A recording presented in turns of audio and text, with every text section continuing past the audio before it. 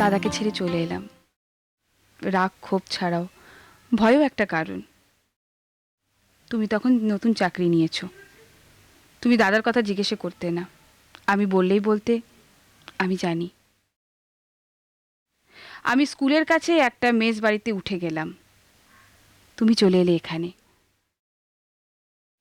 তুমি দাদাকে বিশ্বাস করেছিলে, ভেবেছিলে দাদা একটা বড় কিছুর পেছনে ছুটছে। আমাকে চিঠি লিখে দাদার কথা জানতে চাইতে। দাদাকে চিঠি লিখে উত্তর পাওয়া তোমার সাধ্যে কুলাবে না, তাই। আমি বাড়ি ছেড়ে চলে আসার পর দাদাও বাড়ি ছেড়ে দিয়েছিল। দাদার সঙ্গে আমার যোগাযোগ বন্ধ হয়ে আসছিল। মাঝে মাঝে ও স্কুলে ফোন করে আমার খোঁজ নিত, বা দেখা করার জন্য আমাকে কোথাও যেতে বলতো। এভাবেই চলছিল অনেক দিন।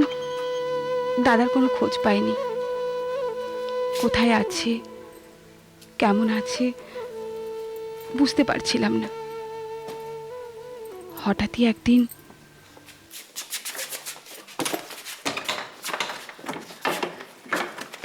কে?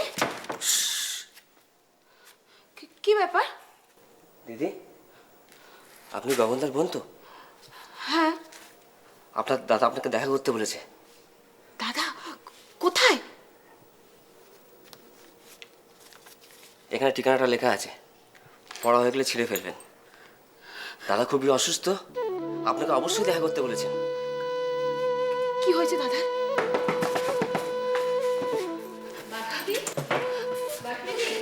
ভয় নেই, আমি আছি।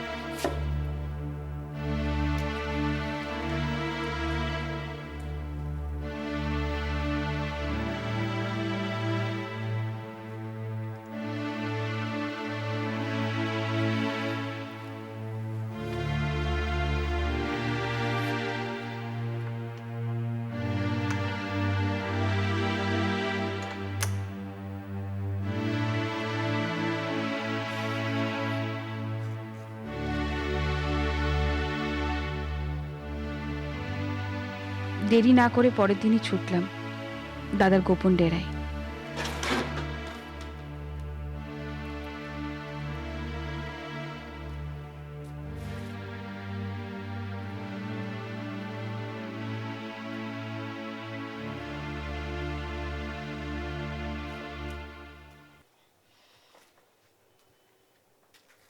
গগনদা,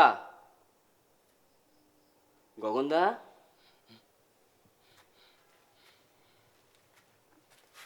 তোমার বোন এসেছে।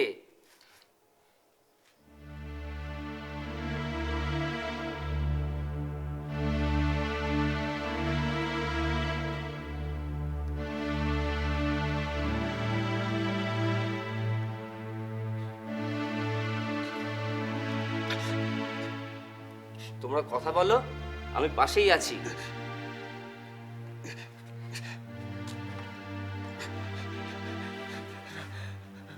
রাগ করিস না বোন।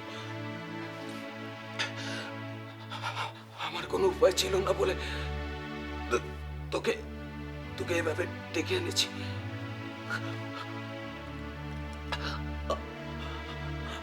আমাকে আমাকে হাসপাতালে দে। আমার হাতের গ্যাংরিং হয়েছে। তোর বাঁচবো না। আমাকে আমাকে হাসপাতালে দে।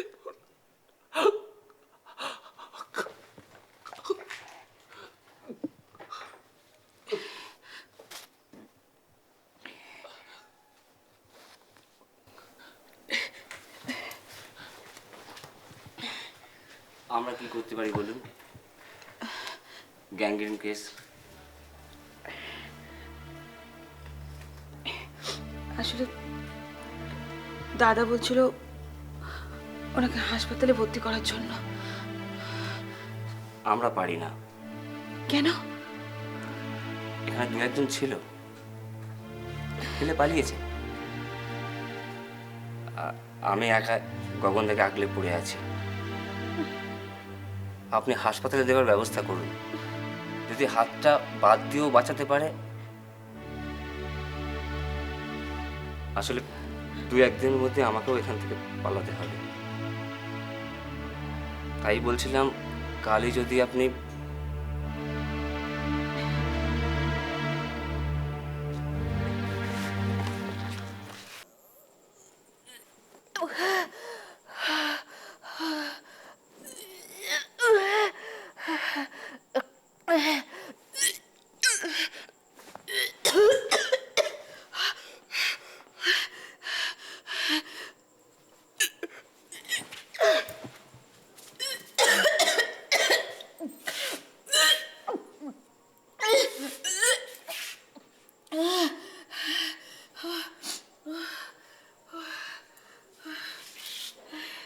কি হয়েছে তোমার? শরীর খারাপ লাগছে? শরীর খারাপ লাগছে বাসুরিদি? না, আসলে শরীরটা কেমন গোলাচ্ছিল। এখন ঠিক লাগছে? একটু ঠিক লাগছে। কাল রাতেও কয়েকবার তোমার বমি করার আওয়াজ পেলাম। এর আগেও নাকি অনেকে পেয়েছে। লোকে সব আজে বাজে কথা বলছে বাসুরিদি।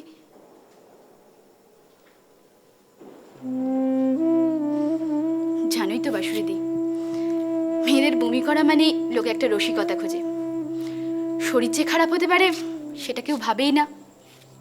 তার উপর অবিবাহিত হলে তো কথাই নেই। কি করবে বলো? সহ্য করতে হবে। কিন্তু তোমার চোখ মুখ কেমন বসা বসা লাগছে, দুশ্চিন্তা কিসের? না, ঠিক আছে। খাওয়া দাওয়া করেছো? আসলে ভালো লাগছিল না। কিছু খেয়ে নাও, নাহলে শরীর আরো খারাপ করবে, বুঝেছো? আর এই নাও, তোমার একটা চিঠি এসেছে। নাম ঠিকানা কিছুই নেই। নাও ধরো। আমি একটু বেরোচ্ছি, কেমন? হুম?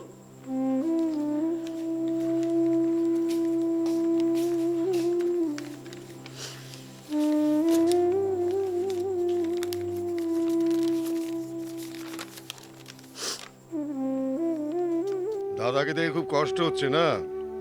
হাসপাতালে দেবেন না পুলিশে খবর দেবেন তাই ভাবছেন? কোনো লাভ নেই। যে পথেই যাবেন তাতেই আপনার বিপদ। 24 ঘন্টা আমাদের লোক আপনাকে ওয়াচ করছে। নিজের প্রাণের মায়া থাকে তো ওকে বাঁচানোর চেষ্টা করবেন না। ও মরবেই, আমরাই মারব।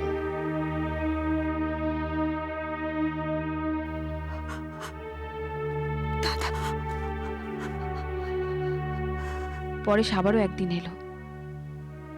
সেদিন ওকে দেখে আমি ভয় পেয়ে গিয়েছিলাম। বাঁশুরিদি, বাঁশুরিদি। কে? আমি গগনদার ওখান থেকে আসছি। পরে দরজাটা একটু খুলবেন? এ কি তুমি?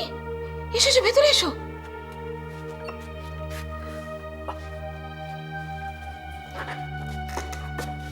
হ্যাঁ, আপনাকে যেটা বলতে চাইছিলাম, আমার খুব তাড়া আছে। এ কি মাথা ফাটলো কি করে? দেখি দেখি। ইস, কি রক্ত বেরোচ্ছে। বসো বসো বসো, এসো। বসো বসো বসো বসো বসো। ইস, খুব কষ্ট হচ্ছে তাই না? বসো বসো, আস্তে।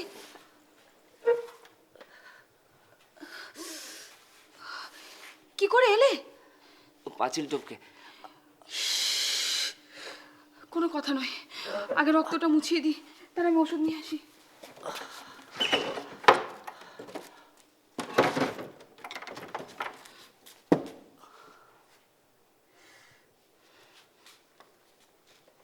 ইস, কি রক্ত বেরোচ্ছে। আস্তে আস্তে। খুব কষ্ট হচ্ছে তাই না? কি করে হলো? ধরা পড়ে গেছিল, ওরা খুব মারলো, মাথায় কি দিয়ে একটা মারার চেষ্টা করলো। আমি কোনো রকম মাথাটা সরালাম, প্রাণেও বেঁচে গেলাম, তাই পালাতেও পারলাম, নাহলে এতক্ষণে।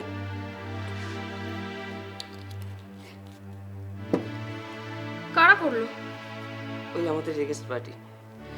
সত্যি তোমরা যে কিসব কাজ করো না, তার জন্য তোমাদের এই অবস্থা। ওসব কথা পরে হবে, আপনি গগনদাকে বাঁচানোর চেষ্টা করুন, ইমিডিয়েট ওকে হাসপাতালে পাঠানোর ব্যবস্থা করুন। বুঝতেই তো পারছেন আমি ওখানে ফিরতে পারবো না। আর শুনুন, সরাসরি হাসপাতালে যোগাযোগ করার চেষ্টা করবেন না, ওতে একটু রিস্ক আছে। আপনি বরং পুলিশের সাথে যোগাযোগ করুন।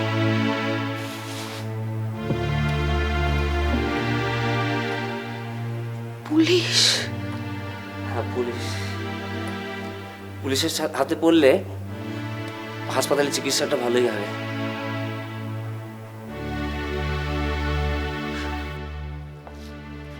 আপনার দাদা কি করেন সে ব্যাপারে কখনো কোনো আঁচ পাননি না? না, আসলে ও কোনোদিনই মুখ ফুটে কিছু বলতে চায়নি। আমার স্কুলে একটা উড়ো চিঠি এসেছে। কিরকম? মানে চিঠিটা আপনি সঙ্গে এনেছেন? হ্যাঁ, দেখি। এই নে।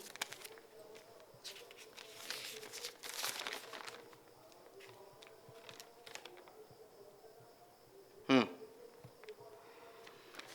দাদা যে ছেলেটিকে পাঠিয়েছিলেন সেই ছেলেটি কাল রাতে আমার কাছে আবার এসেছিল। ও যখন এসেছিল ওর মাথা ফেটে ঝরঝর করে রক্ত বেরোচ্ছিল। আমি ওকে জিজ্ঞেস করায় ও বলল এগেন্স্ট পার্টি নাকি ওকে মারধর করার চেষ্টা করেছিল, কোনো রকমে প্রাণ নিয়ে পালিয়েছে। অফিসার, আমার দাদা সেফ নয়, আপনি আপনি ওকে একটু বাঁচান। দেখুন, আপনার কথা শুনে যা বুঝতে পারছি তাতে আপনি নিজেও খুব একটা সেফ নন। আর বাইরে কোনোভাবে আপনার দাদার নামটা মুখে আনবেন না। যত তাড়াতাড়ি পারেন এখান থেকে চলে যান। কিন্তু অফিসার, আমার দাদা। নিজের ভালোটা নিজে বুঝুন, নিজের সেফটিটা দেখুন। আর তাই বলছি, আপনি এখান থেকে যত তাড়াতাড়ি পারেন চলে যান। তুমি আর এখানে থেকো না বাসুরিদি, অন্য কোথাও চলে যাও। কোথায় যাব? আমার তো যাওয়ার কোনো জায়গা নেই। কোথাও একটা তোমার চেনা জানা পরিচিত যার কাছে হোক। একজন পরিচিত আছে, তার কাছেই যাও। কিন্তু এইভাবে কি করে যাব?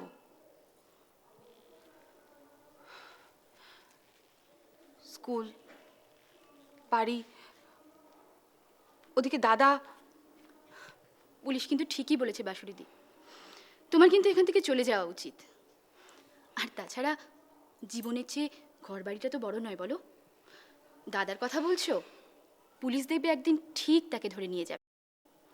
আর শোনো, তুমি চলে যাও, যদি পারো যাওয়ার সময় কোনো ট্রেস রেখে যেও না কোথায় যাচ্ছ, বুঝেছো? এভাবে তোমার কাছে এসে পড়লাম, তুমি অবাক হয়ে গিয়েছিলে। আসল কথা তোমার কাছে কিছুই ভাঙেনি, অনেক গল্প বানালাম।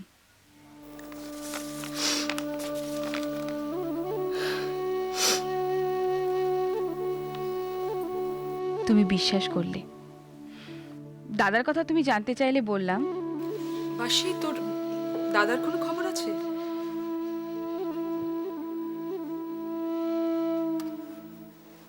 হ্যাঁ, দাদার খবর আছে তো।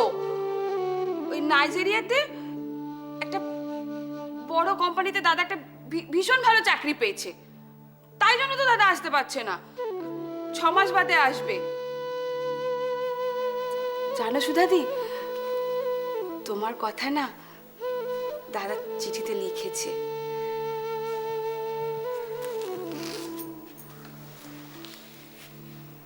কি লিখেছে রে?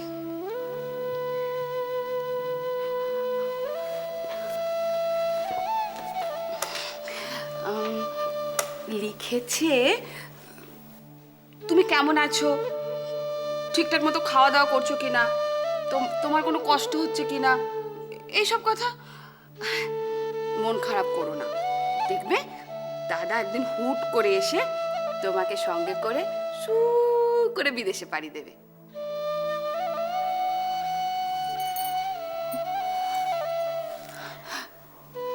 চিঠিটা দেখবে? হ্যাঁ, চিঠিটা দেখবে? না না থাক,